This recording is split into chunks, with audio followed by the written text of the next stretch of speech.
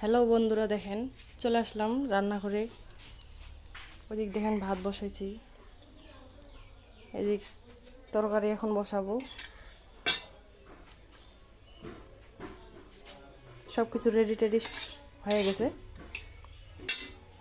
এখন যা যা উপকরণ লাগে সব কিছু দিব।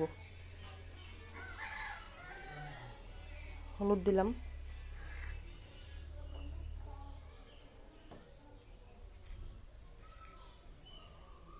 লঙ্কার গুঁড়া দিলাম,